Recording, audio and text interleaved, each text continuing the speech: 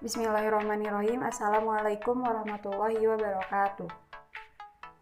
Alhamdulillahirabbil alamin wassalatu wassalamu ala asrofil anbiya'i wal mursalin wa ala alihi wa sahbihi ajmain amma ba'du. Pertama-tama mari kita panjatkan puji syukur kehadirat Allah Subhanahu wa taala yang telah memberikan kesempatan kepada kita untuk melakukan pembelajaran jarak jauh dalam keadaan sehat walafiat. Saya ucapkan terima kasih kepada Kak Ucu selaku dosen pengampu mata kuliah Kewirausahaan Sosial yang telah memberikan kesempatan kepada kami untuk menyampaikan materi dan teman-teman yang saya cintai. Sebelum kami menyampaikan materi, izinkan saya memperkenalkan diri. Saya Pina Fauzia bersama teman-teman saya Ahmad Fikri, Anissa Husnahotami, Aisra Madani, dan Muhammad Siddiq Salahuddin Aruni. Kami dari kelompok 1 akan menyampaikan materi yang berjudul Kewirausahaan Sosial. Yang pertama yaitu definisi kewirausahaan sosial. Apa itu kewirausahaan sosial? Kewirausahaan sosial adalah hasil kerja dari pengusaha sosial. Jadi, pengusaha sosial itu menemukan sebuah masalah sosial, lalu pengusaha menggunakan prinsip kewirausahaan untuk mengatur, membuat, serta mengelola sebuah usaha yang mampu melakukan perubahan sosial.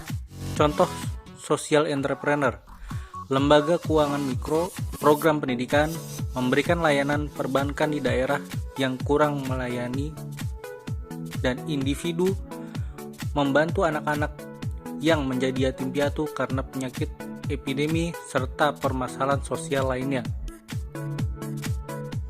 Nah, kemudian apa sih tujuan daripada kewirausahaan sosial tersebut?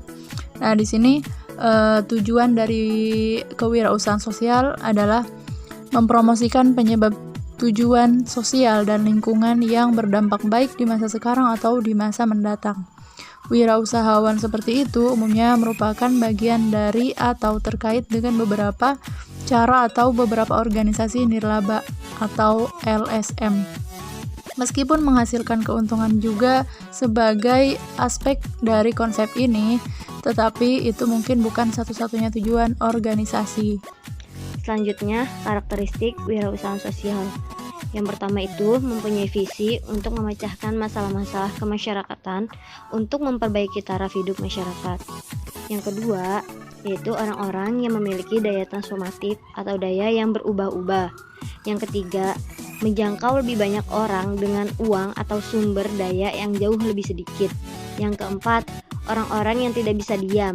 Yang kelima, melakukan usaha yang tujuannya bukan hanya untuk mencari profit, sebanyak-banyaknya yang digunakan untuk memuaskan kepentingan sendiri. Yang keenam, melaksanakan usaha berdasarkan tanggung jawab terhadap kehidupan sosial di sekitarnya. Yang ketujuh, berbeda dari perusahaan-perusahaan yang memberi bantuan. Maka wirausahaan sosial menggantikan bantuan jangka pendek dengan solusi bantuan yang berkelanjutan. Yang kedelapan, pelaku wirausaha terus berusaha berinovasi terhadap produknya dengan mempertimbangkan unsur sosial, ekonomi, dan lingkungan. Bismillahirrahmanirrahim. Saya akan menjelaskan tentang sejarahnya kewirausahaan sosial. Adrian Mason bertindak secara luas pada konsep kewirausahaan sosial dan memperluas hal yang sama untuk mewujudkan reformasi dalam struktur komunitas. Dia juga meletakkan fondasi pusat Bow di London Timur. Untuk ini, dia dianugerahkan pada gelar bangsawan Lord Mason dan dia bekerja untuk mengembangkan kemitraan untuk bekerja generasi yang diberkasai olehnya. Kewirausahaan sosial adalah istilah yang relatif baru.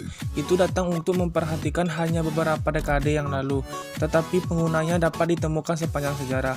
Bahkan, ada beberapa wirausahawan yang mendirikan perusahaan sosial untuk menghilangkan masalah sosial atau membawa ke perubahan positif di masyarakat. Vinoba Bhave, pendiri gerakan hadiah tanah India, Robert Owen, pendiri gerakan koperasi, dan Florence Nightingale, pendiri sekolah keperawatan pertama, dan pengembangan praktis keperawatan modern mungkin termasuk dalam kategori ini.